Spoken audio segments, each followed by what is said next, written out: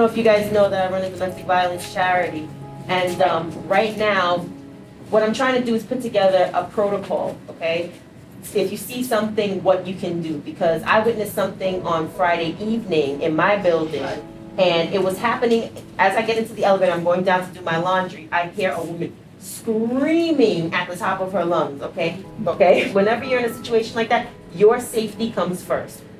What I do is I scream up to her. I'm like, "Miss, do you need help? Do you need help? Are you okay? Do you need help?" She doesn't answer me, but I guess the guy heard me and they moved away. Next thing I did was get on the phone and call the police. Let them know the situation and what happened. I went upstairs, I documented it, and I wrote a letter to management. But I'm gonna go ahead and speak to some domestic violence officers that I know and find out what would be the proper protocol, because I know that a lot of people are complaining about domestic violence going on here, and we want to make sure that everyone is safe. I would also add, right now, I'm working in the domestic violence sector. However, I do so many things. I work with so many different people, and I try to support them in the causes that they believe in, which are also causes that I believe in, because anything that affects my community is a cause that I should be working on.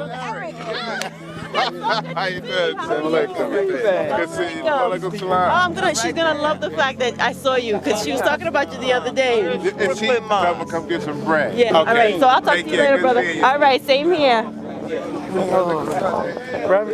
Going from Brooklyn to Mosque Number 7 in Harlem, it was a very long ride. I remember falling asleep as a child and then waking up to one of the brothers picking me up out of the car. Well, he used to go to our old mosque back in Harlem.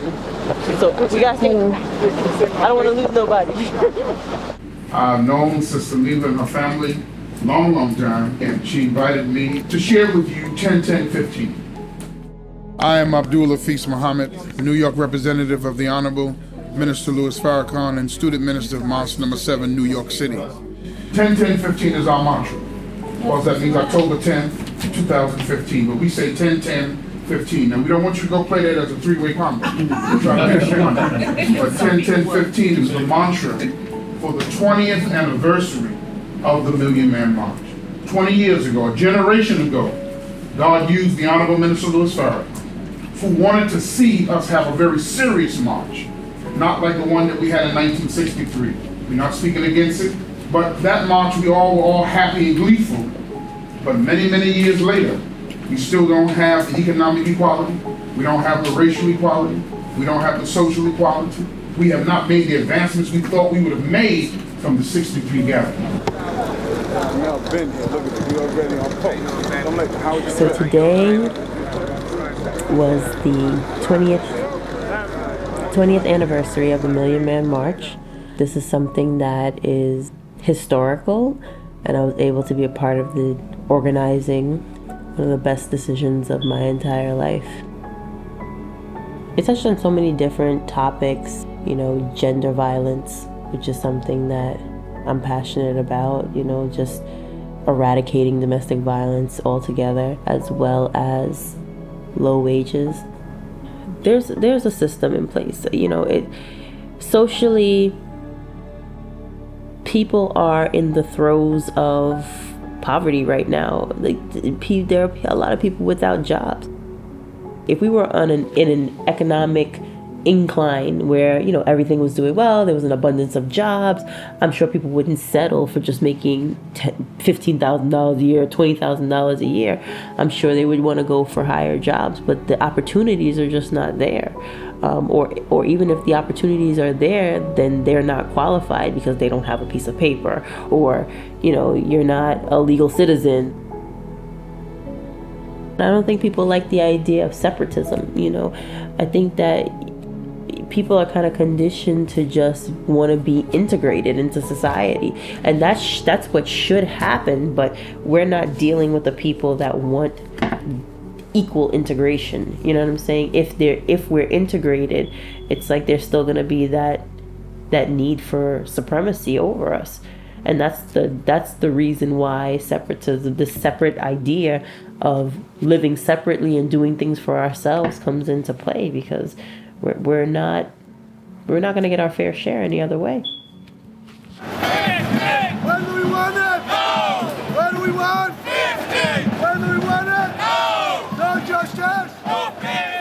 The municipality of New York City and from City Hall says, we want to continue to build more affordable housing, rather than accepting the mantra that we want the residents to be able to afford housing. See, when you have that mindset, that we want to empower the people to be able to afford housing, just about anything you want, then the wages will then be reflective of that which allows the citizens to afford housing, rather than only having affordable housing, which means that we'll have a relegated poor. Now, not everyone that's in affordable housing is poor, but we know that we have the poor of our society, and we don't seem to want to raise them up to a level of self-respect. Now, everybody lives in this world with one foot on dry land, another foot on a banana peel, and if you ain't careful, you'll slip off that banana peel. However, everyone needs a wage increase. This wage increase that's been granted for $15 for the fast food workers, but it doesn't come until 3 years later. That's not justice. See, that's why we say justice or else. Because how can you agree to something, then delay it when people may not be alive, people may not be living in the state, people's conditions will change. That's something that needed to be done now, and I don't know retroactively, but it needed to have been enforced right now. So they give us something, but then they take something away. But those leaders who are about political business, who understands that politics is a necessary tool of advancement, but not a panacea to our ills, then they understand. They're there for the real purpose. But for the politicians that was there for a political statement, then they were just there to make a statement. And that's why it could be so easily adapted. Give the $15, but you don't get it till 3 years later. No, it should be retroactive right now and put into motion, because people need relief right now. I don't know if anybody can really tell you what you're worth. You know, only you can determine your worth. People can tell, I can tell you you're worth, you know, you're only worth $20,000 a year. If you feel you're worth $20,000 a year, then you'll stay in a $20,000 a year job. You know what I'm saying? If you feel that that's what you're worth. Now it has become blatantly plain to us we are in a serious condition here in America. Americans as a whole, but we as Black, Latino, Mexican, Native American, we are in a very serious crisis and condition. So 20 years later, a whole other generation has come about. But in 1995 was the Million Man March, specifically relegated for men, Black men in particular, because of the imagery that we had at that time and our existence, that we couldn't even go into a store with $2 million in our pocket without someone following us around thinking that we were some thug or some criminal. But also, Minister Farrakhan wanted us to adopt the theme of atonement, reconciliation, and responsibility, as Sister Lila just said, because we had wronged our mothers, we had wronged our fiancés, our girlfriends, our wives, our children. The nation can rise no higher than the women that I see sitting in front of me. Now, I don't know if there's men in the development. I don't see no men. So people have to come back. We're going to go over here and find the brothers and talk to them, but we're talking to you, the Black woman, and the woman, the Aboriginal woman of this earth. And so we want to invite you now to 10-10-15. Now, let me just say this to you. The Honorable Minister Farrakhan teaches us from the Honorable Elijah Muhammad. Don't let the movie Malcolm X skew you about the Honorable Elijah Muhammad. No, I'm being very honest. There was a scene in the garden where something was said by the Honorable Elijah Muhammad that was really said by Malcolm X, but because that was disrespectful to women. And because of, what you call that thing that the director, no, it's like directorial rights. You have a right to change your scene around to your perspective. You don't have to have it verbatim. Right, that's right. So what I'm saying to you is the Honorable Elijah Muhammad was the greatest respecter of women. He says that a woman can do anything that a man can do. The only thing she's forbidden to do is that which degrades herself. You understand? And so we're glad to be here among you as strong women and the brothers that are here, but you that are present in this resident association, because you are the ones that are in control. You hear me? Don't live a life of fear. Every woman is from the Creator. Her womb is the workshop of God. So when a man sees a woman he should bow in honor to her. The Native Americans can teach us much in the respect of women. And fear is what takes a man and makes him a punk. Come on. Women are showing more strength. As Sister Ava said earlier, she's the natural protector of what her womb produces. And sisters, you should never love any man more than the love you have for what your womb produced if that man becomes a violator of your child. We needed to put ourselves on an altar, spiritual, to make amends for the wrong that we had to do, right? And that we've done. And if the man sets himself right, then the whole community begins to set itself right, respectful. Any man in leadership that is not willing to give his life for the flock that supports him and feeds him and clothes him is not worthy of being a leader.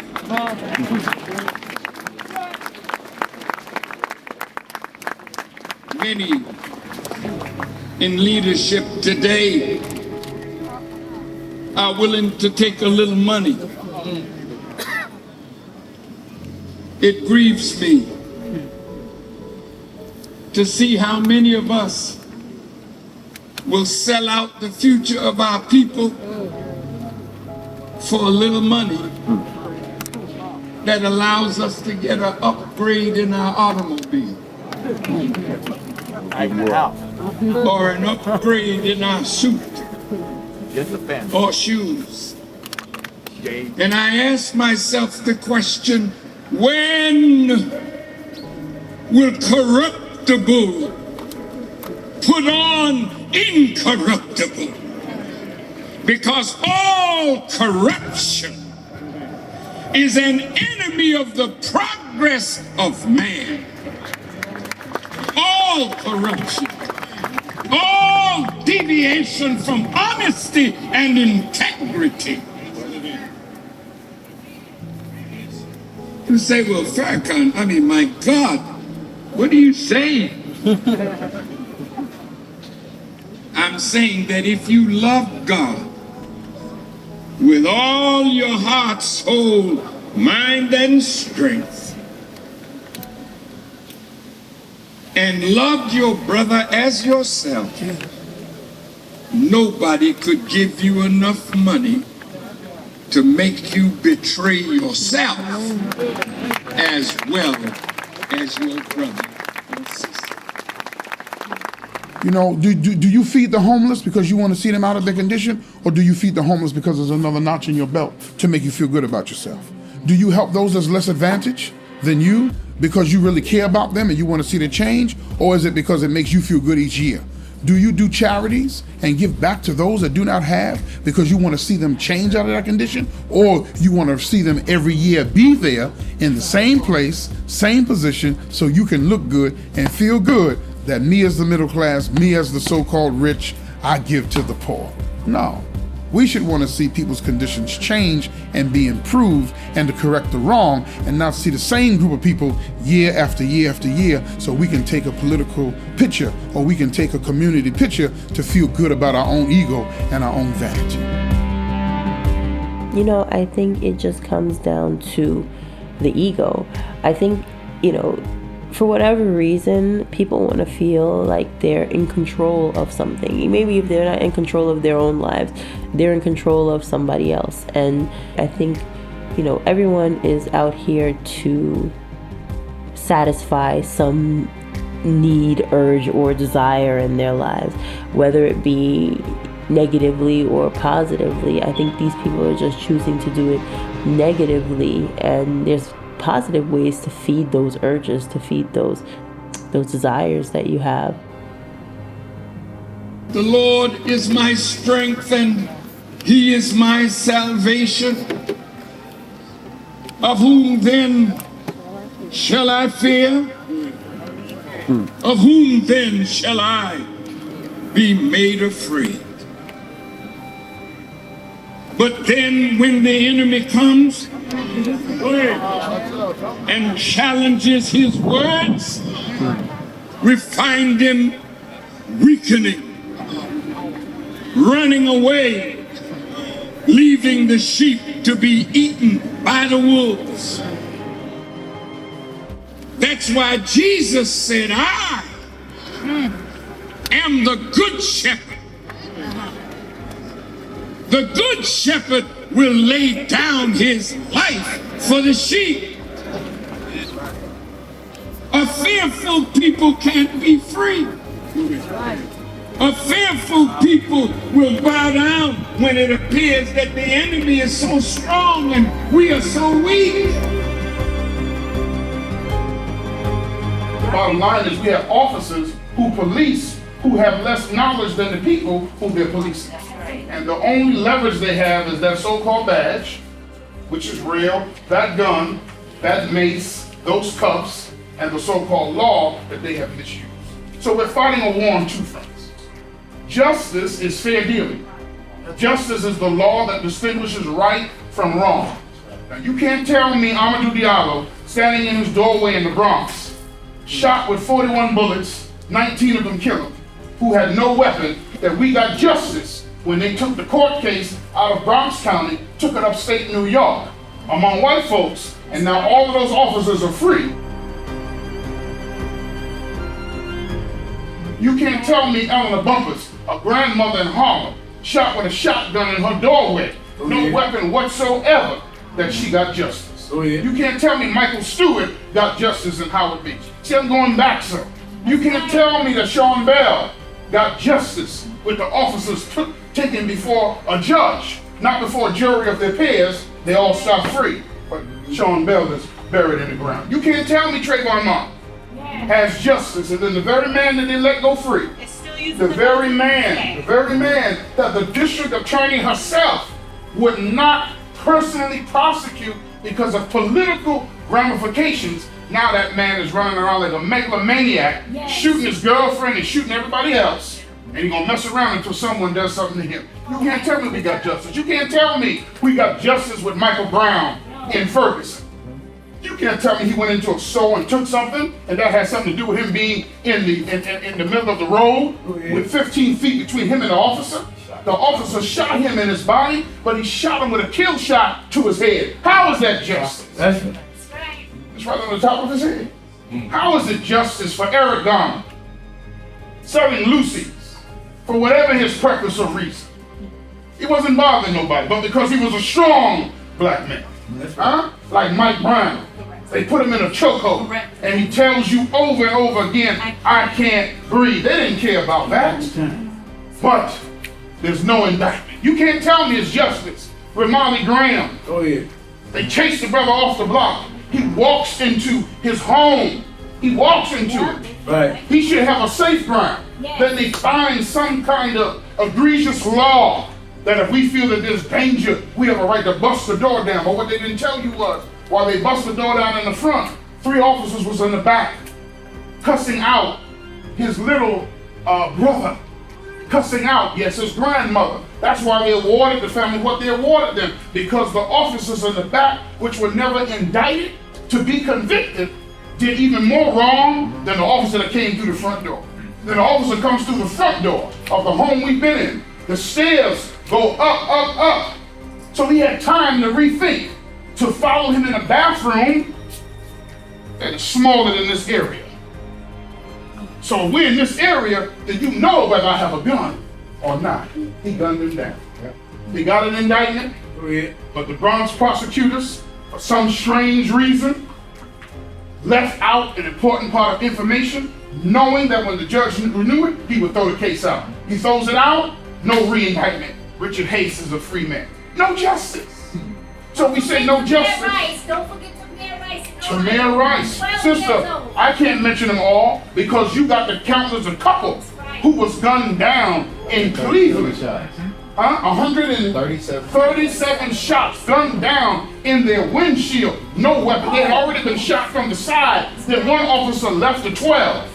It was 13 of them and got on the hood, gangland style. All because the car backfired. All because the car backfired. I want to warmly welcome to this commemoration the families of those who have lost their loved ones at the hands of aggressive policing and a militarized police force. Would you help me warmly welcome the father of Michael Brown, who comes to address you now. Come on, give him a big hand as he comes.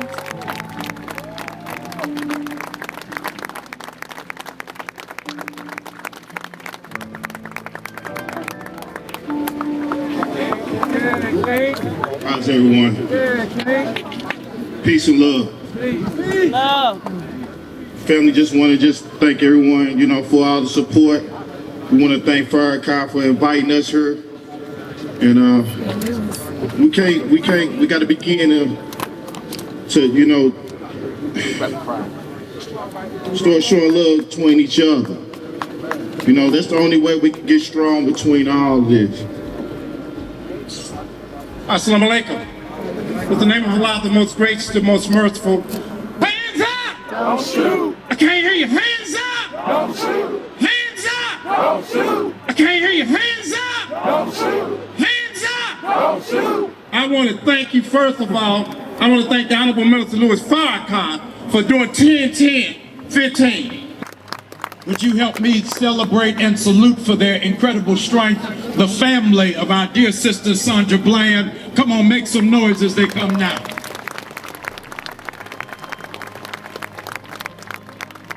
Good afternoon. I greet you on behalf of the family of Sandra Bland. My name is Sharon Cooper. And the biggest message that I want to leave you all with is the world has shown us that we have to control our own narrative. I want to say thank you to those of you who are here, especially the nation, for acknowledging us. And if I could just ask you to do one thing, can you say her name? Thank you.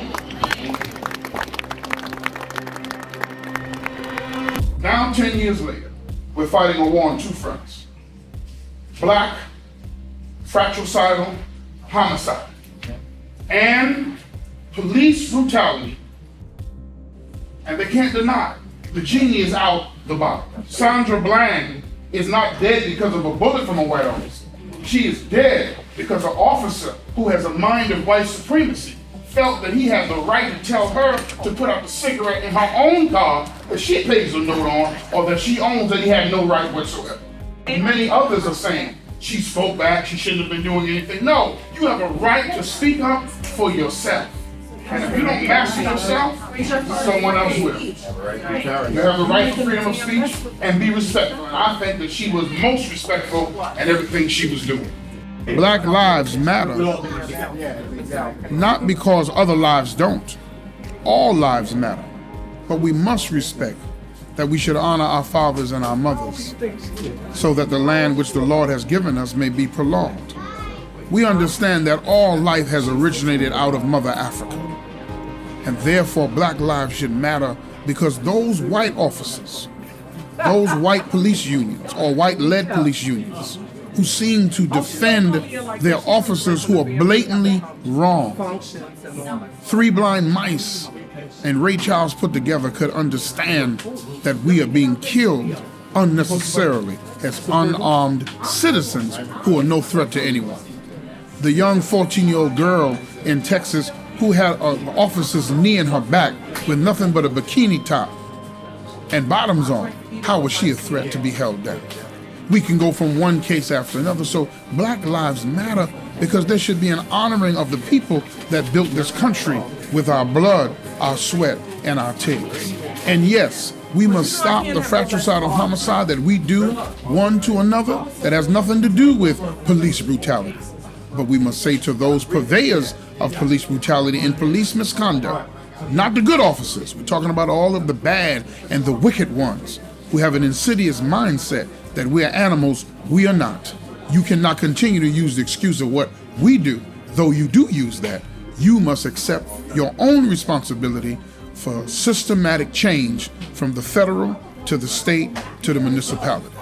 Now, the sad thing is, in our communities, we do worse to ourselves. The sad thing is, we do worse to ourselves. The sad thing is, since 1978, give me a few more minutes, we've killed over 250,000 of our own people. Since 1978. The sad thing is, in the two unjust wars in Iraq and Afghanistan, and those 9 years, we tripled the amount of homicides that we performed on ourselves than the soldiers that died in those 2 wars. That's the sad thing. The Honorable Minister Louis Farrakhan has taught us as his ministers and representatives many years ago that you strike a blow to white supremacy, you strike a blow to police brutality by the respect we show to one another. We have to put the guns down. See, it's not just about gun control, it's about self-control. Because clearly there's no control of the guns. Now, I grew up out here in Brooklyn. I'm gonna go to the whole story. Right in Brookline houses. We ran these streets, been on these streets, we did our little dirt that we did on the streets, and we reformed our lives. That's right. But today, you can still find guns. If you talk to the right people, someone will be able to bring you a gun. More deadly than what we had in those times. That's right. To be able to shoot someone. So it's about self-control. In the Nation of Islam, we don't carry so much as a penknife. That's right. There's no weapons on us. There's no weapons in our vehicles. We don't believe in that. When you come to the mosque, everyone is searched, from the ministers on down, to everyone that's there, to make sure that there's a safe environment. That don't mean now if you use a gun against me that I won't use it against you, but we won't be found carrying one because we believe in peace. That's right. But we're killing ourselves. To all of us who live on the mantra Black Lives Matter, then if it does matter, then let's have gun control by having self-control. If Black Lives Matter, stop using weapons to harm your fellow brother and sister. If Black Lives Matter, stop living in your woman's mouth like a dentist. If she needs to go see a dentist, she'll make an appointment. She don't need her man or boyfriend or husband beating on her. Black Lives Matter, then let us respect our children and take care of them. If Black Lives Matter, then women respect men and men respect women. If Black Lives Matter, make our communities a decent place to live that ain't got nothing to do with law enforcement or any other agency except ourselves. If Black Lives Matter, then practice self-love, self-determination, self-respect that leads to a high self-esteem and a love of God and a love of your community. Assalamu alaikum. Peace be unto you. That's right. But we're killing ourselves. Right. Just because we're doing that, and we need to stop that. We need to set up conflict resolution centers, Minister Farrakhan said, to stop the beefs. We can't let our open enemy off the hook for mob attacks and police brutality. So the theme is justice or else. Either you stop the wanton killing of us, either you stop a system from the federal level down to the state, down to the local municipality. Otherwise, the or else comes in. And we're letting you know right now, we're going to boycott Thanksgiving, Black Friday. Yeah. Oh, yeah. All the way up to Christmas. We're going to boycott Christmas. You say Christmas, yeah, we're not going to boycott Jesus. But you've been boycotting Jesus. Because you've been putting Santa Claus above Jesus at Christmas time. And I want to say this about economic justice. We got to learn to hold on to whatever it is we have. We got to hold on to it for ourselves. You can't have everything on your assets, but then you don't have no assets. You need to hold on and take at least 30% of whatever you earn and put it aside and do not touch it. Because rainy days are already here and storm clouds are already forming. And so we're going to ask what's in your hand. Soon we're going to ask what's in your pocket. So until you can earn more, take whatever it is you have, put it aside for a bad day. Right now, African Americans' buying power is $1.3 trillion. Economically, that's the only fight that we have. That's the only way that we can, without physically going to war, that's really the only leverage that we have. If all of the people who came to the Million Man March said, we're not going to spend anything for Christmas, that would be drastic. Think about how much money we spend.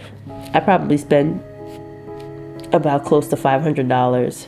Let's say I take that $500 and that $500 can be put away. And I don't even think, I don't even know if the rest of the United States will be able to handle a change like that. Brothers and sisters, we want a full and complete freedom. That's right. We want equality and equal membership among civilized nations. And we want justice applied equally to all, regardless of creed, class, or color. That's the Muslim program. Right. Ain't nothing racist about us. Ain't nothing homophobic about us. But we just not down with that kind of lifestyle. Somebody said 10 years ago to Minister Farrakhan, why you don't have no gays involved in the mainstream movement? He said, how do you know there's no gays involved? There's people in the room right now that I know is gay, but you don't know they're gay. But there's fornicators in here too. There's adulterers in here too. Right. Should I point them out? Might be you. Justice or else is for everyone. Right. Whether we're black, whether we're white, whether we're Mexican, whether we're Latino, whether we're veteran, whether we're the poor white. Everyone needs justice. At the end of the day, what's being done to us must stop, and what we do to ourselves must come to an end. Live a life of love and courage and struggle, and we don't struggle and we die, we struggle and we overcome. You hear me? You represent the power of this organization, all right? And so we as the men of God, we're here to back you and to support you in everything that you do, and we want to stay connected with you.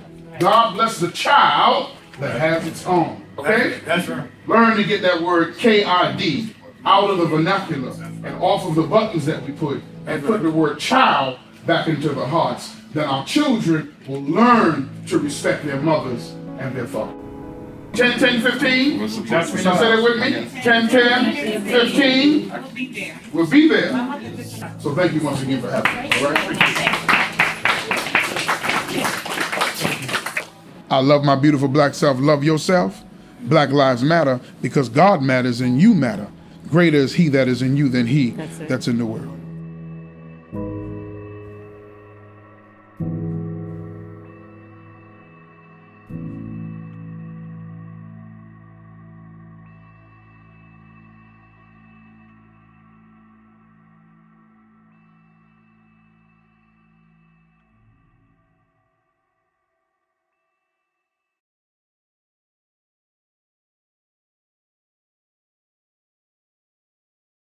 On some of my other audio so I don't get confused. Awesome. Thank you everybody for watching and for being a part of the project. Can everybody hear me? Yes, I can hear you. Awesome. Awesome. Yes, can hear you. Yes, yes. I hear you. Great, great, great. Awesome.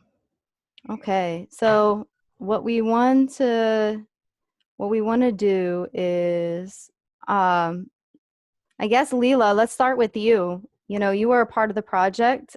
You do a lot of things in the community. So how do you feel about everything? And how did you feel about being part of the project?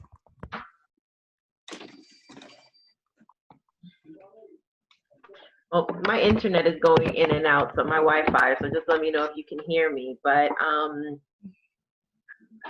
I feel really great about working in the community. I think that I didn't really anticipate getting so deeply involved with my community.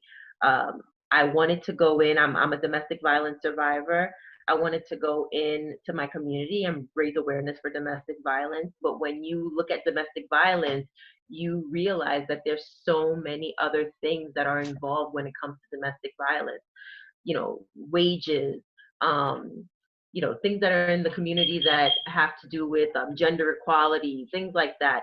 There are so many different groups that I wound up getting involved with doing my domestic violence work. And in my community where I live, like this is a new community. We've been around, I think development has only been around for like maybe about 9 years or so. And that was what you saw there was my residents association. So I was at the Residents Association talking about domestic violence awareness, and I invited Minister Hafeez to come and speak to my community about the Million Man March, because it was just so all-encompassing when it came to what was happening, a lot of the problems that were happening in our community. And I feel like if we pay attention to these different subjects of what's happening in our community, and we work together to kind of fix it, or even to bring more resources to our community, I feel like we'd be in a much better position, a lot more of us than we are. So, Absolutely. Yes, agreed. Does anybody want to ask any questions to Lila that viewed the screening, or any comments? Not yet. Not yet? Okay. I don't bite. I didn't think you did, at least not after 9 or before Not 9. after 9. Oh, you're Only when you waiting. feed me after midnight. Absolutely. Well, one of the things that I wanted to just bring up too, I think what Minister Hafeez spoke about was about hitting him where it hurts, because of all the injustice taking place. And we see it is going on even in the pandemic. We're finding different types of issues. Well, excuse me, let this person in. We're seeing all these different kinds of issues still with discrimination, just using masks and police officers. And one of the major powerful things that we see taking place right now is the economy, in terms of, if you would boycott a company right now, what would that impact be compared to maybe, 2 years ago, or even a couple of months ago, where we weren't in such an economic dishevelment, So there's a lot of power to what he was saying about boycotting and hitting them where it hurts. What do you think about that? Because you did chime in during the film about that, being that is one of the powers that you see available and accessible to people of color, is holding on to money and properly moving that money into other businesses and other places. I think you said it was like 1.3 trillion in buying power. Now it's probably even much higher than that. Yeah. I mean, last time I checked, I think it was 1.8 trillion.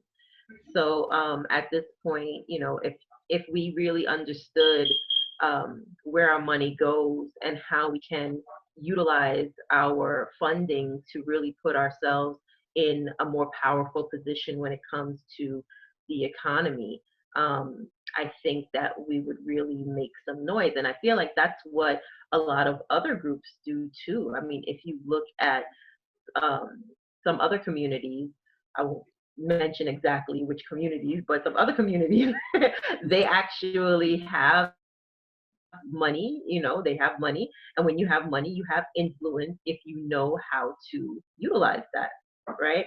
So I think it's just about learning more about money, where we're supposed to be placing our money. I think a lot of people put their money into, invest their money into entertainment and things like that, stuff that's not really going to give you a return on investment. And mostly I think it's because, a lot of our parents don't teach us about money. They don't teach us money skills. I know my parents, they did what they could. They taught me how to balance a checkbook and stuff like that. But a lot of things about stocks and, investments, like I had to learn all those things on my own. They don't teach you those things in school. There's no wealth building really when it comes to how we teach our children. We don't teach them how to wealth build in our communities. And I'm not saying all people, I'm just saying, I'm just speaking generally. But I think it's really important to be able to control that dollar. Mm-hmm. Yes, absolutely. Absolutely. Since we shot back in 2015, what do you see in terms of progress? You know what? I see a lot more Black-owned businesses coming up, and I think I see a lot more support. So I see us supporting our Black-owned businesses a lot more. There was like that boom in, supporting Black-owned businesses and Let's Buy Our Own, especially around the time of the Million Man March in 2015. And I've seen that more and more progressively, and I've seen a lot of Black businesses do well because of that support.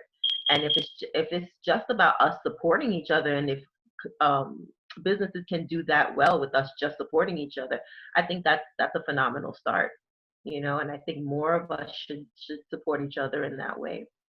Mm-hmm. And as everybody knows, I'm Caucasian. So what can allies that are, I know, right? But what can allies do to support?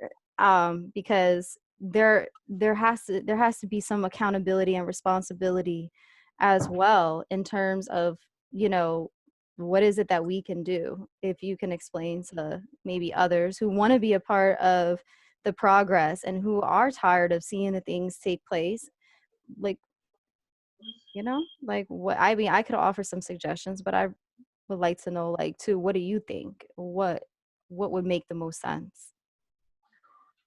If you have any ideas. I think that type. I personally, Yeah. as far as I have to kind of backtrack, Mhm. all the way back to the boycott thing first, right? And boycotting, businesses and the not having, knowledge of, how to manage a checking account, and a lack of education, and Black people, being more concerned about entertainment. That has been an issue since the plantation. And the way that boycotts move, they're moved off of emotion. And you can't effectively boycott while the emotion is not as high. It's like in hip hop, what new rapper tries to drop his album when Jay-Z and 50 Cent are dropping an album? Like, you're not dropping your album anytime that week or that month for that matter, right? Right now, if you're trying to boycott because of business ethics and stuff like that, I don't think that it's the right time to boycott that, because the emotion that's hot right now is how many Blacks didn't have access to health care, right? When the whole thing was going on. How much of it ties back to the African American and the Latino communities not having access to the benefits, the health care, the food, the diet, and all of these things that contributed to them having higher rates of COVID-19 as opposed to other races, right? That has nothing to do with their choice of entertainment. That has a lot more to do with Blacks being put systematically in communities, number one, shopping at bodegas as opposed to a Whole Foods, right? No supermarkets that have organic products and things like that in the hood. And so to boycott against that now for something else, I don't think it's going to get as much traction as it should get. It's a valid topic, but it's not what's hot right now. When the results to this thing come out about the numbers of African Americans who have died, what kind of jobs did they have, where did they live, what access did they have to doctors, what health insurances were they offered, how could they afford to go to doctors in comparison to other ethnicities. All of those numbers are going to come out over the next 6 months, and that's what's going to be hot.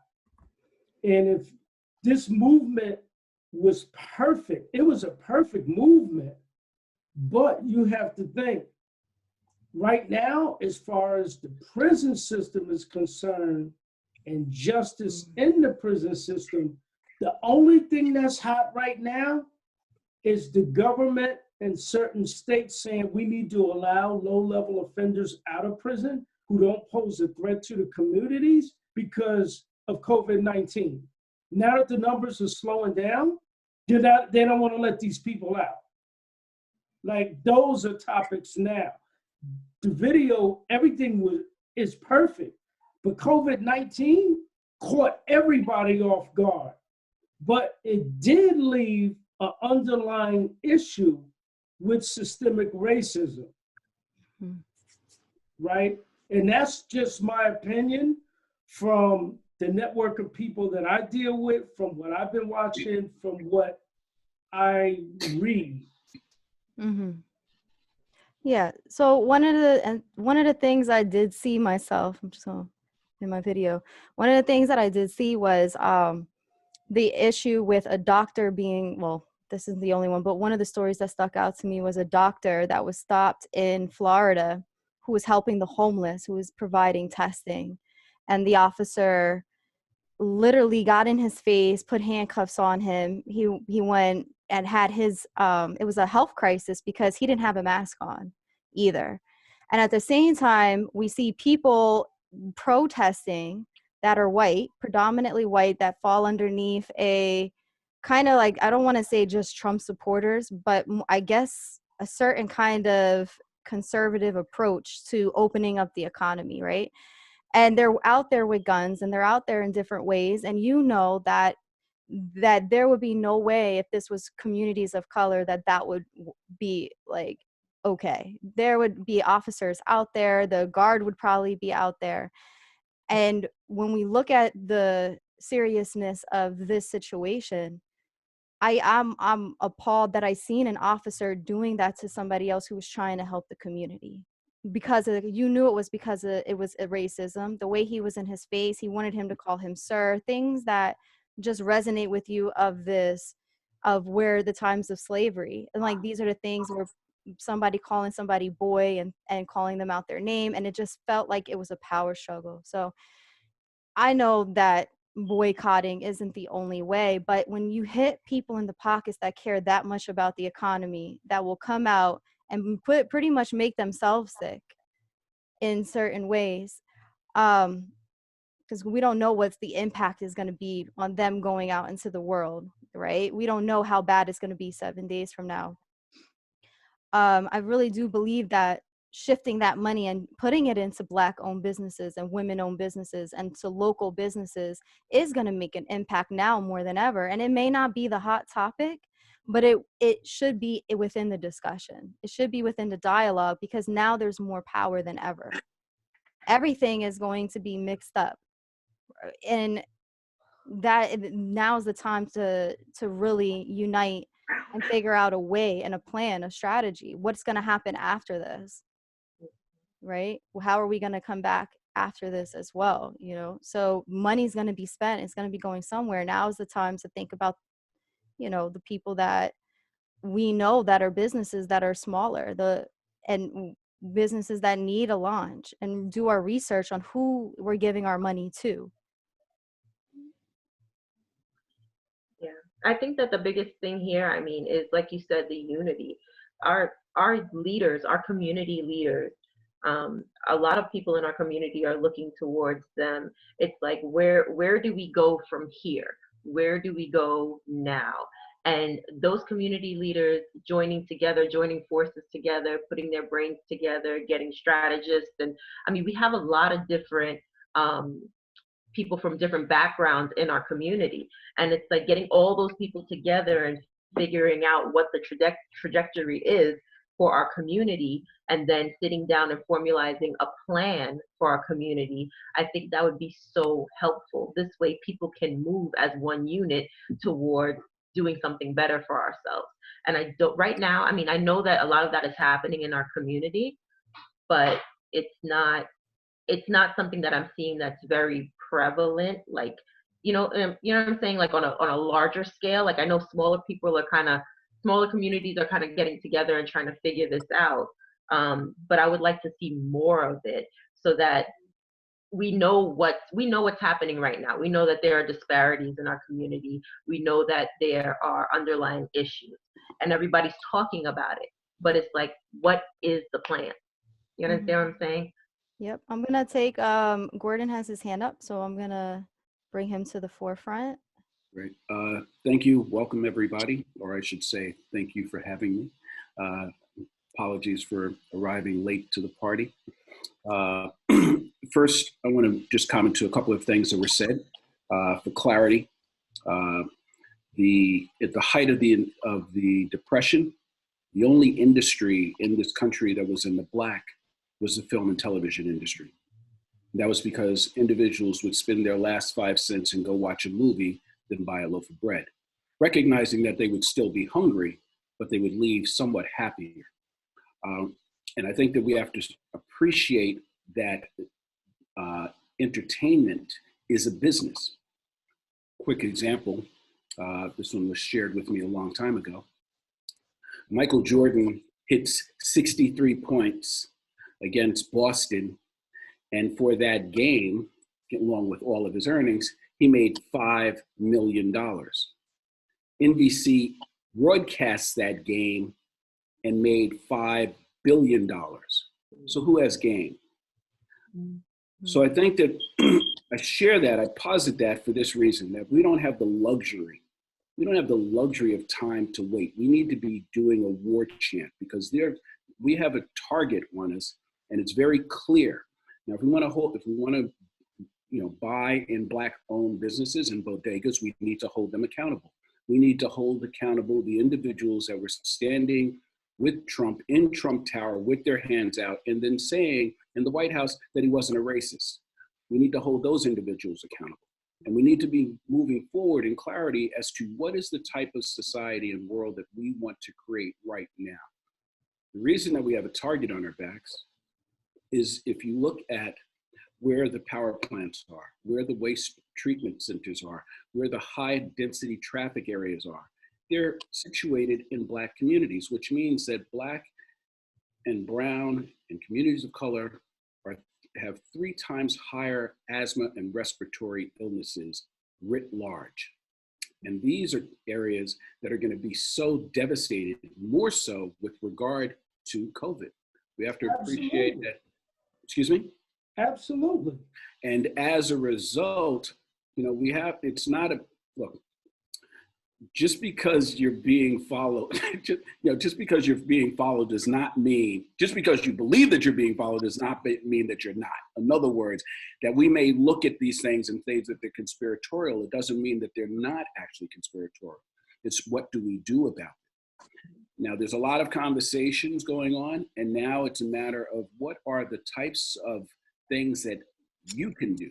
What are the things that I can do? And then start having a conversation about how can my needs be met and not at the expense of yours? How can we work collectively as a community and then build bridges to other communities?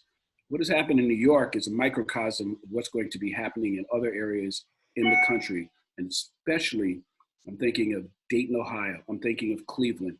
I'm also remembering that they had closed 160 polling places in Milwaukee and left open 5 in a cold day and forced individuals to vote.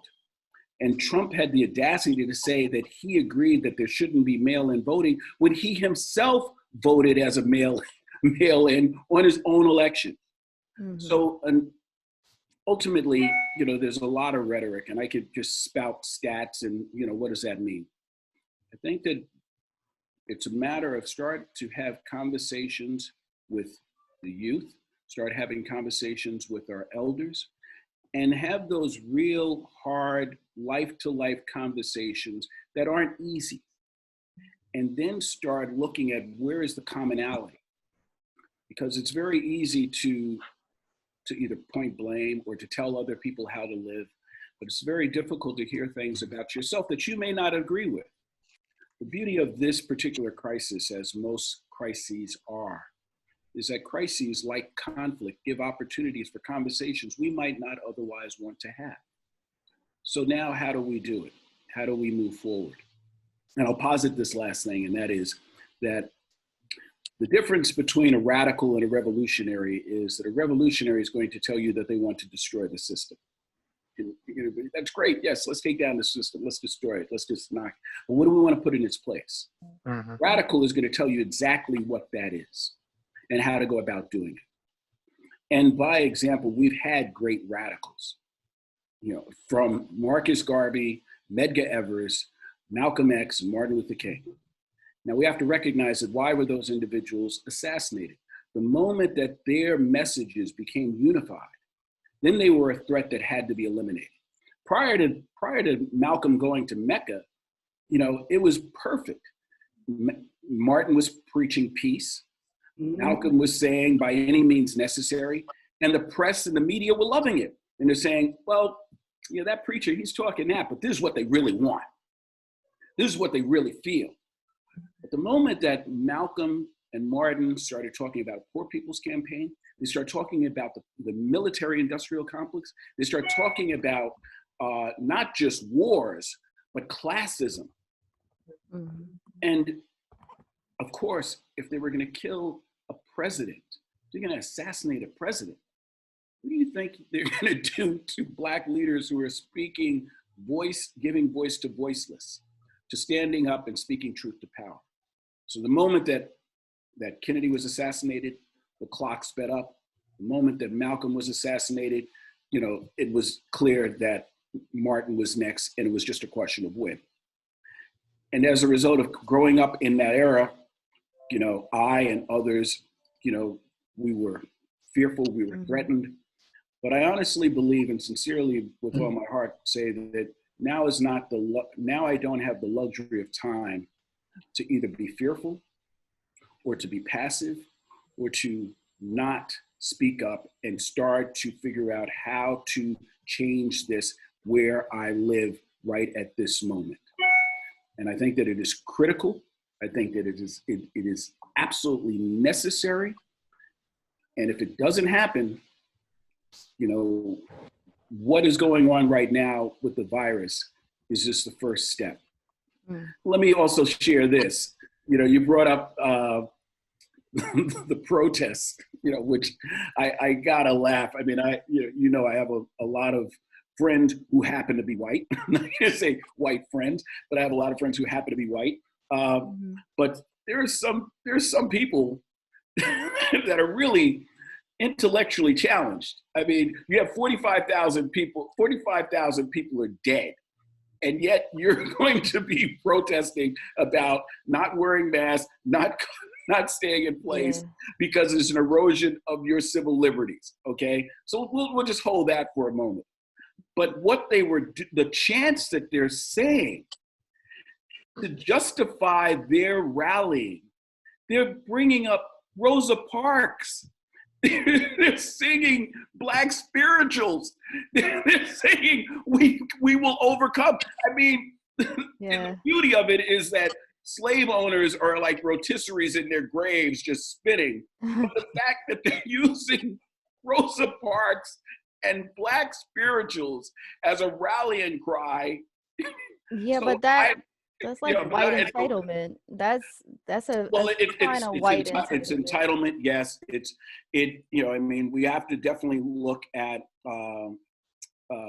Dr. Francis Welling, who, you know, spoke about the, you know, white genetic suicide, and the fact that, you know, we are a majority persons of color. White entitlement. That's a sign of white entitlement.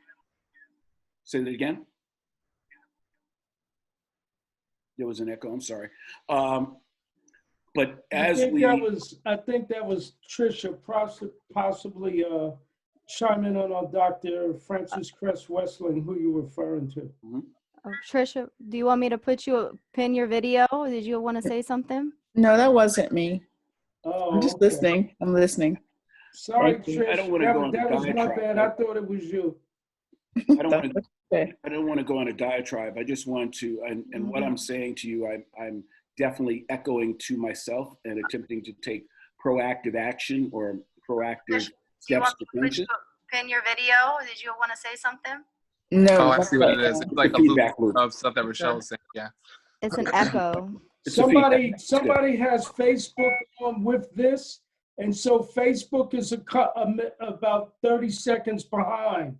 So somebody's listening with Facebook on at the same time.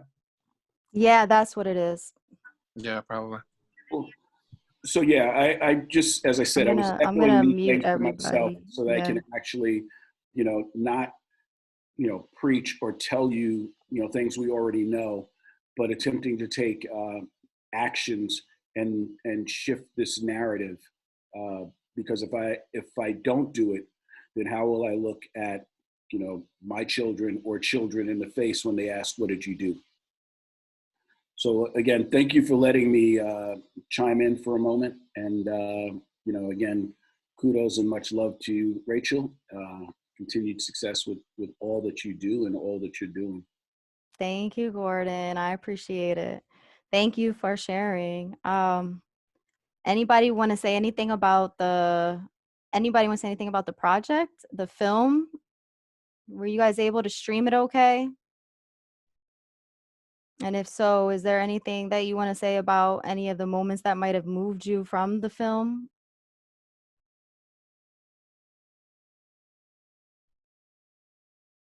Can anybody hear me? I think everybody's muted. We are all muted. Okay. You guys can unmute. I think you can unmute yourself if you want to say something. Yeah.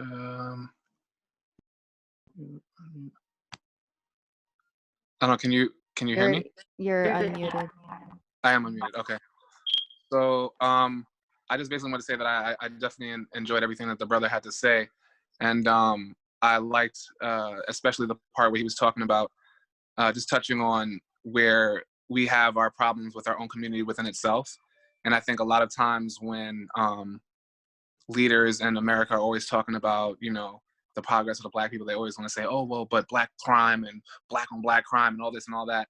And that can be extremely frustrating, but I like the way that he spun that and found a way to talk about it in a way that didn't come off the way that they always do it, you know, because they do it in a way to demean demean the strides that we're trying to make and the things that they're not doing to help us. And he did it in a way to put it all together with saying, yes, we want to help, you know, we need help from the government and from outside authorities, but we also need to help each other and help from within.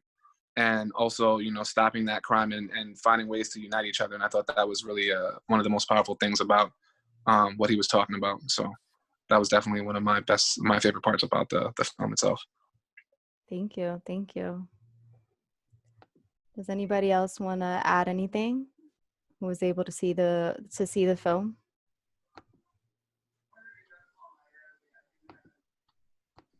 I'll probably have to look at it again because it was in and out. It stopped a couple of times, and yeah. So there were a couple of like glitches. Overall, from what I could see, it was good. In the back of my mind, I'm like, wow, relevant topic. But you don't feel like it's the right time. Yeah, man. I mean, this was like an unexpected snowstorm in July, man, dealing with this COVID stuff. But yeah, I mean, it's something that is desperately needed. You know, me being and doing what I do, just always in this whole prison field. And when you look at all of the videos and things that are surfacing by the young men who are incarcerated that have cell phones that are shooting videos of what's going on in there, it's just overshadowing the reasons why jail is overpacked in the first place. You know, it's hard to talk about the issues when you have this other thing right in front of your face at the moment. Yeah. Well, I'm hoping that there was some stuff that was uplifting, you know.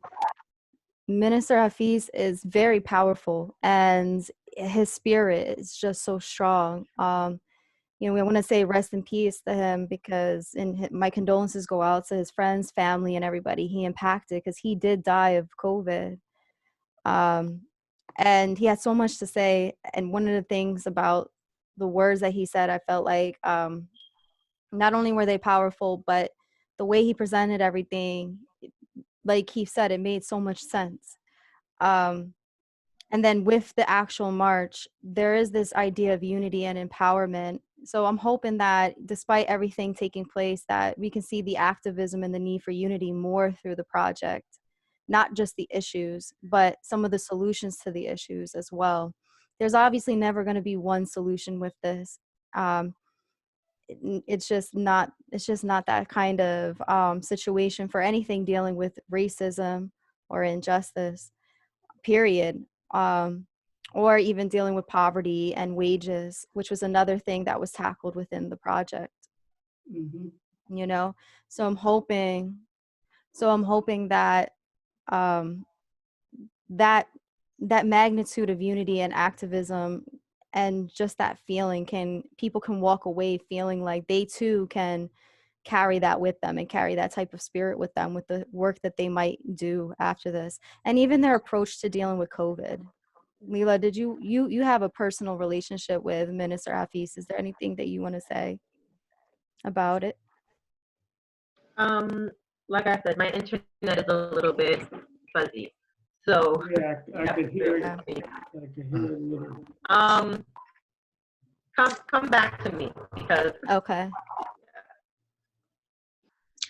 I just want to say, just in line with what you were saying, he definitely had a certain, energy and that you could feel while you're watching the piece. Like a lot of times, sometimes the image that people have when they think about the Nation of Islam is a more harsh and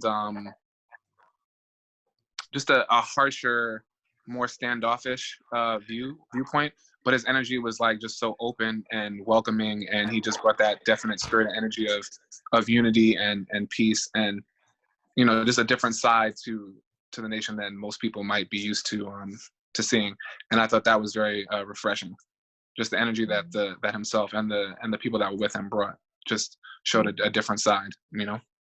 Even at the march itself, when Farrakhan was speaking, it was just a different vibe, a different energy than most are used to seeing. And I thought that was a really good thing to see the more positive side, because they do so much for the community, and as leaders and examples of strong Black manhood in a way that's positive. So we don't always get to see that, and that's always a good thing to see. So I thought that was a definite thing as well. That was very important. Absolutely. Is there anything else that anybody else would like to share? Yeah, so hi. Hi. So hi. So I really enjoyed the video. I really liked how kind of like different topics tied together, like, talking about the Black struggle and like domestic violence and, the fight for 15. And I feel like, those things like definitely go hand in hand. I also feel like there are, so we, like in this Q&A, we kind of mentioned a lot of things. We were talking about systemic racism. You were asking what like white people can do as allies, and money. So I think, at the end of the day, the most important thing is money. And like, I don't understand why, we're valuing things over like legacy, like, creating a legacy, like for our families, for our children, because, the money is such a powerful tool. And just like how we were saying, if we can funnel that money back into like our own communities, Black owned businesses, we would be faring a lot better as as a Black community. You were also talking about how to be an ally. And I remember a couple years ago, so I have a friend who I went to high school with, and she now lives in Oakland. And I know in Oakland there's a lot of gentrification happening. A lot of people are kind of being displaced. A lot of white people are moving in. And she had brought up there's like a subscription box that like these two African-American women made. I don't know if you've ever heard of it. It's called the safety pin box. And it's literally like a subscription box that you can buy.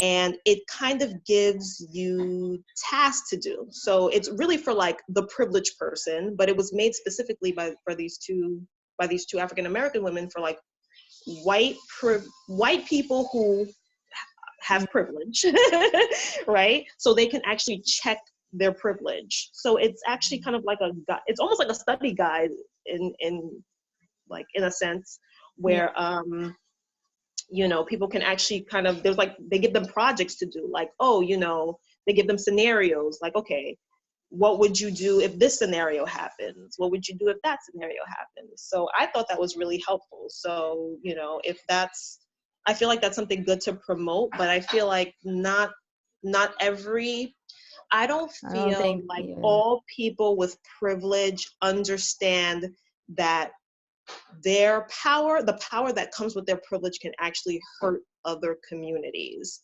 So I feel like that realization step has to happen first before, allies can actually help, because you have to see, like, just how you were talking about this healthcare work. I believe he was a physician who was going to help these, these homeless people, these less fortunate people, and do COVID tests.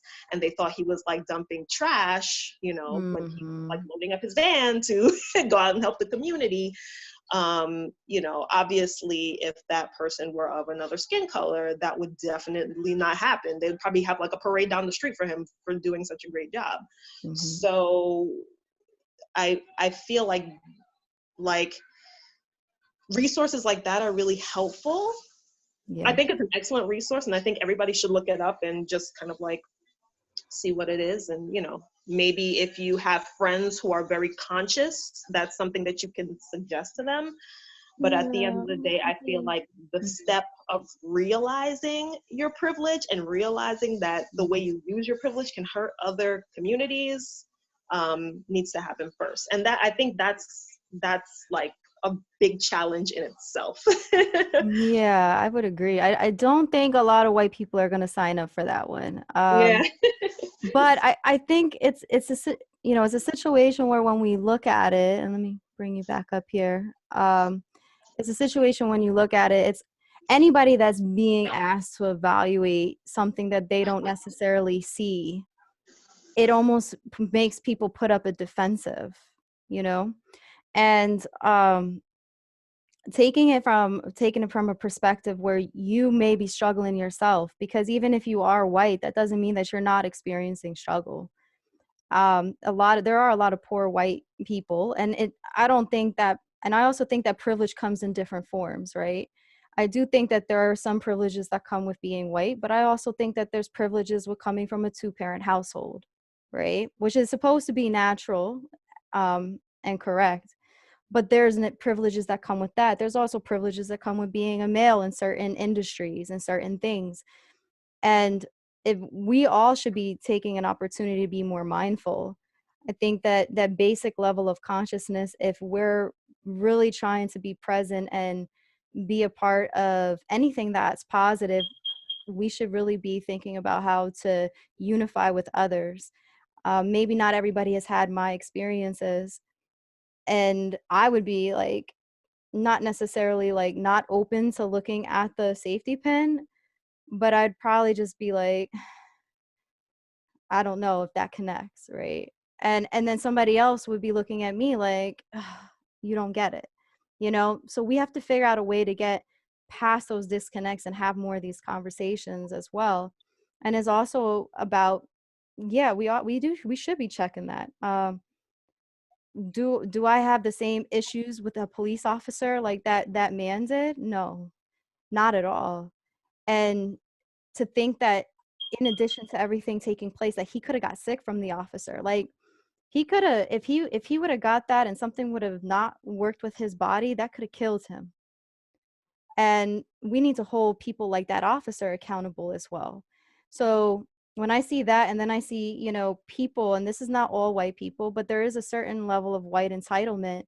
We're holding guns and rifles, and they're outside and they're protesting in the midst of something that's so devastating, that is impacting the Black community at higher rates. And they're right outside of Detroit in some of these places, and they're just out there carelessly. It just shows that thing in perspective. And I don't think that is wrong to say that there's a level of privilege and entitlement to what they're doing, that others can see their foolishness, right? So I think a lot of it comes to education and learning how to be more mindful. And when we say things, we're really sincere about it. Like, will certain things work or not work? How, and then if it doesn't work, what else can we do to make it work? So we talked about like money and boycotting and things like that. I just know that in America, one of the biggest things about America is capitalism, and this idea of we see it right now, the economy versus human life. So, what do we do about that, and how do we change our mindset about some of these things, but yet still be able to have the things that we need to survive and have food and everything coming in? Like, we're really going to have to look outside the box to be able to make it through this. And I do think that race is a huge issue. I'm not surprised though. I mean, it's been an issue. And what's going on, what John was saying about the prison complex, that's a big issue. That's a real big issue, a scary issue. It needs to be addressed, because people should not die. Prison is not a death sentence. So that's all I have to say. I wanted to add, in terms of the film, the clip, I liked it when he talked about the statement where we tried numerous ways to get justice for Blacks, and trying the financial route could be impactful. It worked for a lot of other races, such as Native Americans when they started their own businesses. It worked for the Jewish community when they started their own thing. So I don't think that trying that route, where you get power in numbers, power in finances, where you actually are able to elevate your voice and be impactful, I think it's definitely something that we should consider and try. Absolutely. Does anybody want to respond?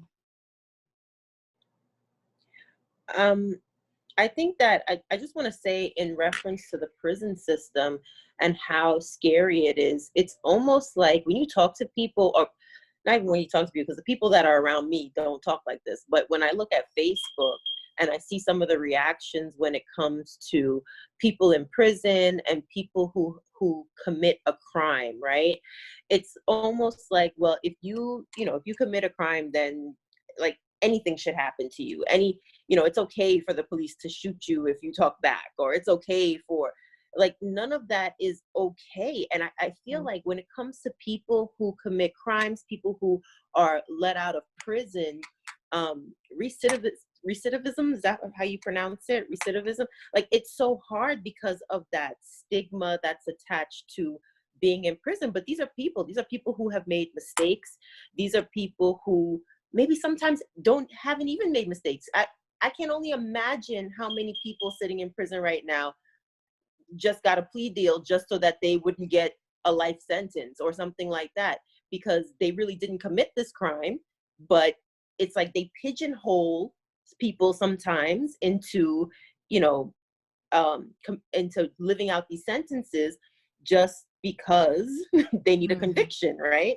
So I feel like if we can educate people a little bit more about that as well, like, that would really help empower some people, as people who are in prison, people who have gotten out of prison, because these are not everybody that comes out of prison is like this low life, you know what I'm saying? Absolutely. Like that doesn't deserve a life or anything like that. Like, some of these people, they just want to be free. They want to run their own businesses. They want entrepreneurship. I noticed that a lot of people that come out of or wind up in prison or come out of prison, they really have a problem with authority.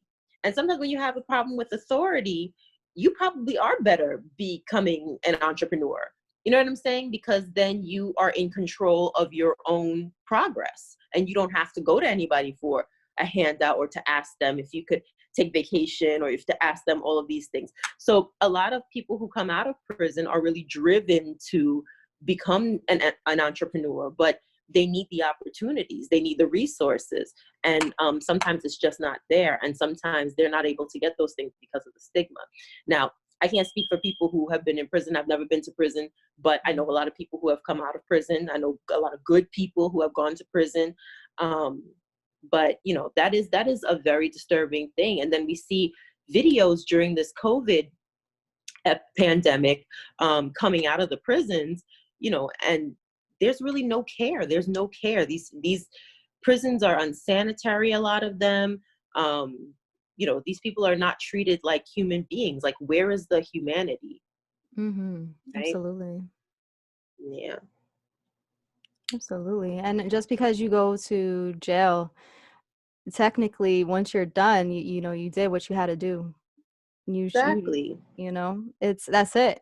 Um, it's over. It's supposed to be over, but it's not. It ends up becoming a stigma for a lot of people, um, for the rest of their life. And it is very incorrect because there's so many people that are targeted. One of the things about being, you know, one of the things about being targeted is about the numbers-based system in some of in some of these communities where officers are using that. And when you reduce people to numbers, especially people that that have a marginalized voice, and then you add the prison system into that, you're impacting a person's life. It could be for the rest of their life, even if it is a low level offense.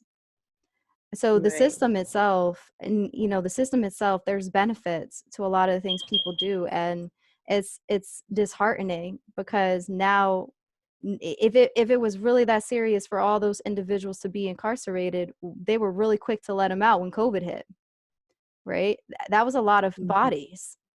And I'm Yeah. happy they let people out. I mean, imagine if you were sitting there. Sometimes we have to just imagine, what would it be like to be in prison? This is that mindfulness, right? Like, what would it be like to be in prison in the heat of something like this? And then even outside of that, you know, it's just a lot. Yeah. And I noticed that the media doesn't help either, because the other day I think it was yesterday, I saw a headline, and they're playing up on this sensationalism. It's like, it was like, convicted murderer gets shot in the head in Brooklyn, shot and killed in Brooklyn. And it's like, when in the article, it talks about how he was convicted in 1994, but doesn't talk about how his conviction is related to him dying. Like, he could have been leaving his family to go to the store to get milk. Like, what does that have to do with his conviction? You know what I'm saying? Yeah. So it's like the media sometimes is very quick to dig and pull that up and bring that up so that, now he's a convicted felon. Now we don't feel sorry. You know what I'm saying? Now you shouldn't feel sorry for him because he murdered somebody back in 1994. But maybe he didn't. Maybe he didn't. Maybe he did, but he did his time. Mm-hmm. He did his time. Absolutely. Yeah. I was gonna chime in. I'm sorry, just Go about the ahead. prison system. In the last couple of months, I've been reading the New Jim Crow, which talks about how basically being in incarceration, this mass incarceration is like the new Jim Crow, because they're putting a lot of Black men in jail, particularly Black men. But what struck me the most about that book was just the numbers and how they are able to label the Black community with lies.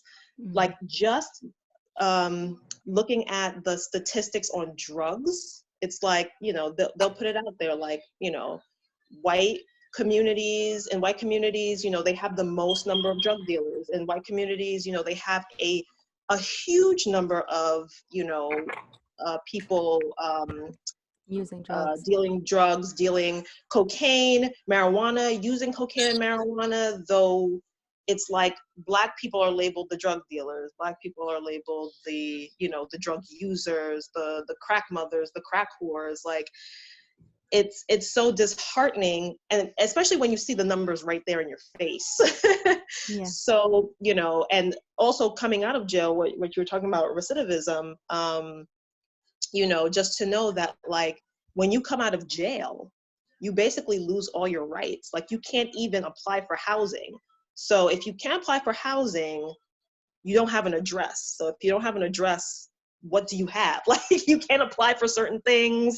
It's just insane. And it's like, I don't know how we can take that label off of ourselves, especially when it's like being put on us so heavily, and it's basically a lie. But it's a great book. I would recommend anybody read it, everybody read it. But I'm agreeing with you that there's a lot of issues when it comes to the prison system. Absolutely. John, did you want to say anything?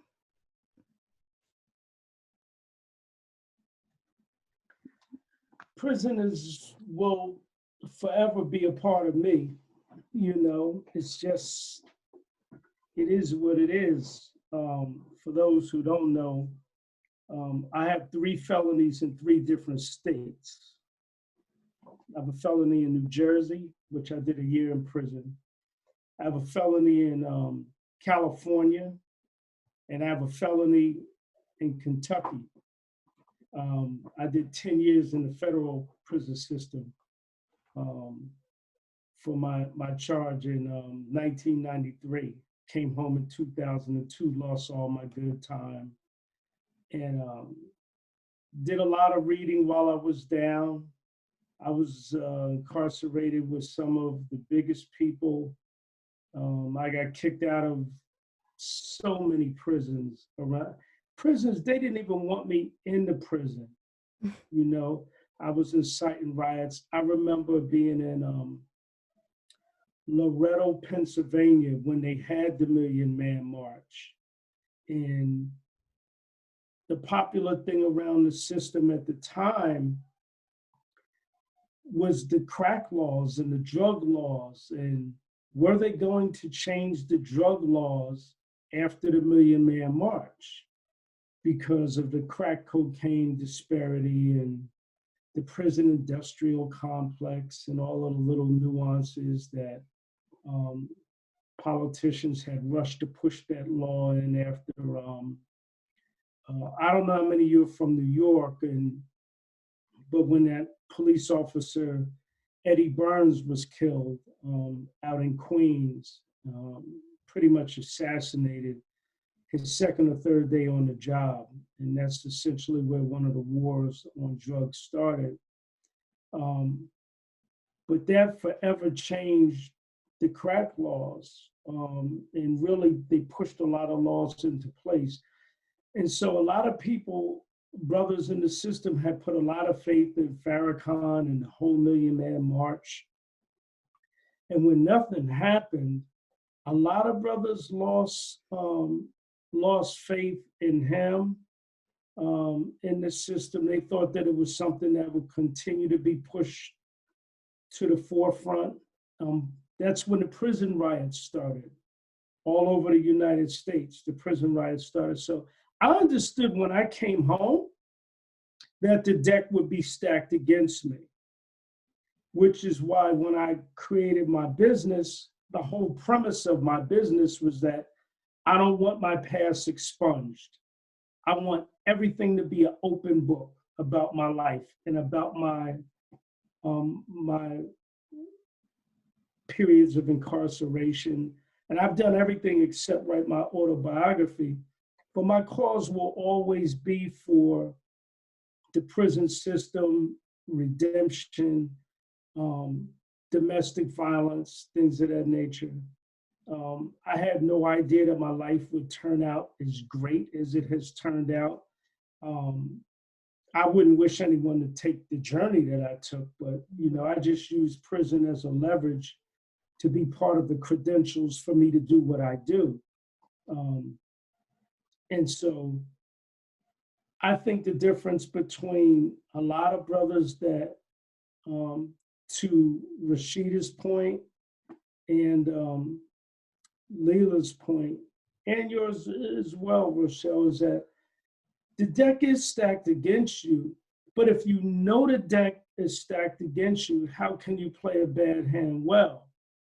And there's generally 3 types of guys who are in prison. You have the guys that numb the pain of incarceration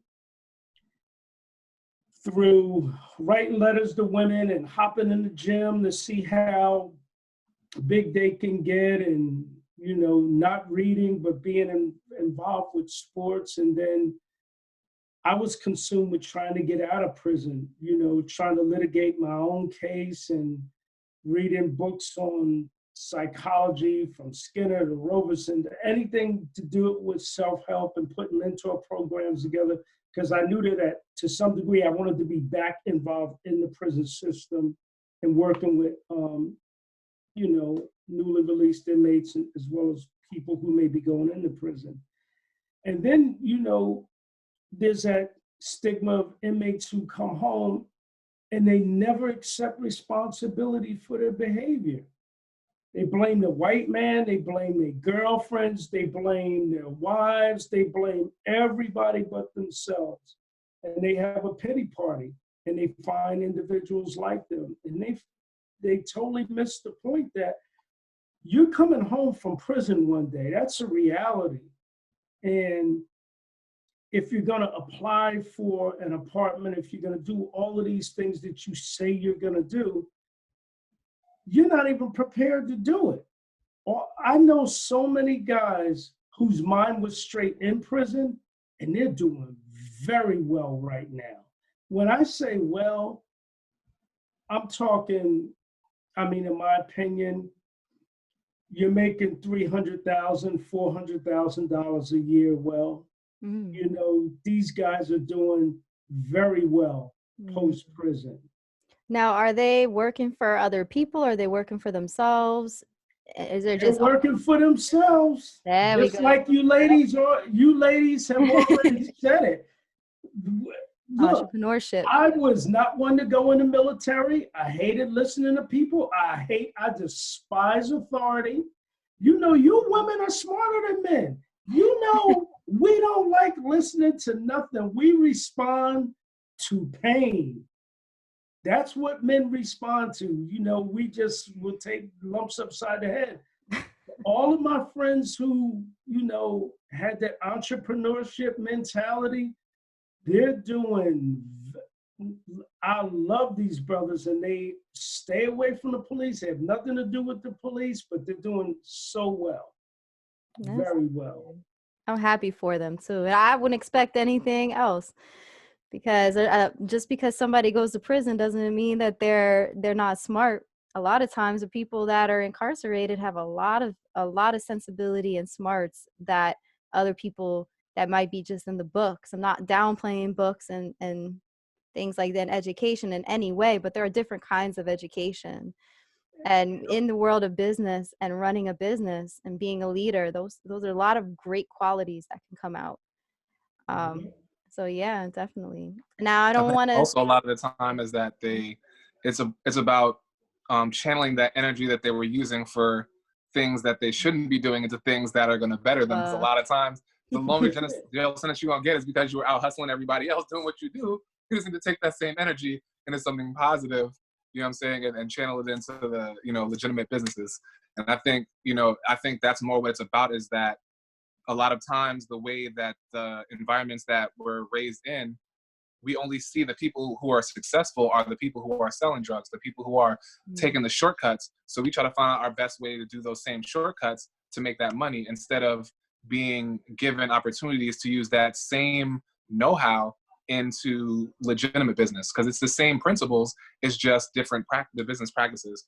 One is illegal and one is legal. And that's, I find, where a lot of the people, fall short. And it's because, like we were saying before, the deck is stacked against you. So once you get that time of solidarity and you're in a place where you have no choice but to either to spend your time focusing on things of how to make what you want to do a reality.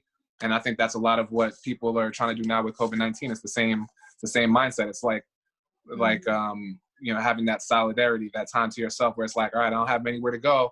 I don't have nothing that I can go out and do. So I might as well take that time and focus on the things that I want to do and how to make them happen. And I think that's the best way that we're going to get through this situation on the other side of COVID-19 as better people, is having that same mentality. Somebody, I think they jumped all over Ellen because she said that for some people being, stuck at home is like being in prison, which is obviously a very,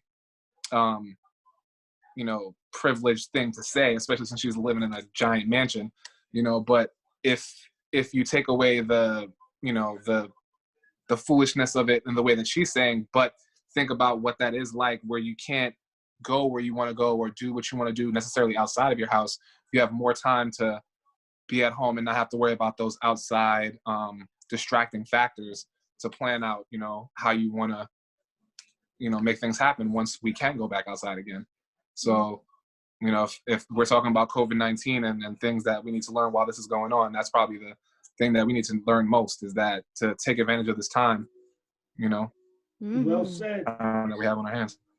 Absolutely, absolutely. I agree. As anybody want, I want to get ready to wrap it up. I know I kept you guys here forever. I really do appreciate it. Is there anything that anybody else wants to say or contribute or chime in on before we wrap up?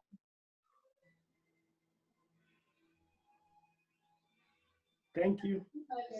Yeah, I just want to say thank you for the video. That video was fantastic. I truly enjoyed it. It was, you know, I knew Minister Hafeez as well, you know, when I was little, and you know, that was really a tearjerker. That brought a lot of tears to my eyes, because, you know, just listening to his message again, you know, as an adult, it just struck a chord in me, and was really inspiring. And I was telling Lila that the part that struck out to me the most was when he was talking about ego, and when he was saying how you know, if we see somebody who needs something, like the homeless in the street, or you know, somebody who needs support with finances, housing, whatever, it was like, you know, we have to kind of bring ourselves down to a level where we can connect. And I think this is the point. Like, you know, going through COVID is such a humbling experience. You know, it's really putting us all on the same level, you know, rich, poor, black, white, people are dying. People are doing like literally the same thing right now. They're all at home. Nobody's traveling. Nobody's going nowhere. It's like we are literally on the same plane, and we need to realize that nobody's better than anybody else. And, you know, this is really the time to like change our lives, come together to make change. So, you know, that was a very strong message that he brought forth. And, you know, it was a great, very compelling, very inspiring video. So I'm thanking you for that. Thank you guys. Thank you for watching it. Yeah, I just wanted to add, you know, Minister Hafeez, like we said, like he said in the video, we've known him for a very long time. I just want to put some backstory to this whole thing, because when we hadn't seen him in years, you know, maybe since I was like 18, right? And the time that I reconnected with him was in my grandmother's nursing home. He was actually visiting one of the brothers from the mosque who had a stroke. And to see him there, because he's the minister, he was the minister of the original number 7 mosque in Harlem. So he's a very busy man. But to see him there visiting this brother who had a stroke, it was very touching to me that he would take, you know, that he's taking time out of his day to come to this nursing home. And he wasn't with anybody. He was just by himself. And so we started talking because we hadn't seen him in so long, and I was with my mom, and I was just telling him, you know, stuff is going on in my community right now that I really feel like we need to bring the Million Man March, you know, information about the Million Man March to this community. And he just gave me his number. He was like, just call me and let me know when you need me. And as busy as he is, because this man is doing a lot. I mean, he's around politicians. Anything happens in the community, he's there. He's at soup kitchens. He's everywhere at once. I told him, I was like, you know, we're gonna be having it. It's not gonna be a huge, you know, outpouring or gathering. But he came, and he came in full detail. He came with all the brothers from the mosque. Like, people thought that you would have thought he was the president. The way he walked in, and they had all the brothers around him. But to see that level of support, just because I asked him to come, like, that was very humbling to me. Like, that, for me, that it made me feel so important. Like, yes, like my little community here is so important for you to come, take this time out of your day to come and preach this message. And I mean, he saw, it was like maybe about 10 people there, Rochelle, 12 people, something like that. Yeah. And he preached like he was preaching to an entire nation. And to think he came out there, you were there with your camera, and the way he preached, it's going to impact so many people. Okay, so many people. It went from 12 people to hundreds, maybe thousands, maybe millions, you know, as this video gets passed around. And I just think about his legacy and how important it is to really show up while you're here on earth, because you never know how far your reach is going to go, how far your words are going to go, how far your deeds are going to go, how far your impact is going to go. So, you know, it was a lesson to me that no gathering is too small. No person is, you know, not that important. Like every moment is a moment to teach. Every moment is a moment to learn. Absolutely. That's I it. feel like I want to clap for you because what you just said right there is powerful. I mean, it is. Every person is important. And when you show up, everything you do, you put in your fullness, everything that you can give. And in the end, that's our legacy. It's not so much about the money that you have, but how you make people feel. And visiting people when they're when they're sick and they're in the hospital or they're in prison. Even in the Bible, it says about who did you visit? Who did you help? Because in the end, that's what matters. You know, who did you show up for? So when you just said that, that was powerful. And honestly, that day, something in me was like, go have that second conversation with him. Go talk to him and have that interview. And I feel like we got so much power out of that last interview. And there were so many gems that he dropped on people. And sadly, you know, yes, he's passed away. And now here's the video, and it's out. But everything works in its own time, right? So it's an excerpt from, just so you guys know, it's an excerpt from Meet Lila Green. It's extended. Lila and I have been I've been filming Lila now since 2015. She does a lot of amazing things in the community. She has a domestic violence organization. She's an entrepreneur as well. And that's pretty much one of the ways that we actually connected, is through her entrepreneurship. And she has been phenomenal to be able to follow over the course of these years and watch her family grow. So this particular scene is actually from like the beginning of our filming. I think I might have filmed like once or twice.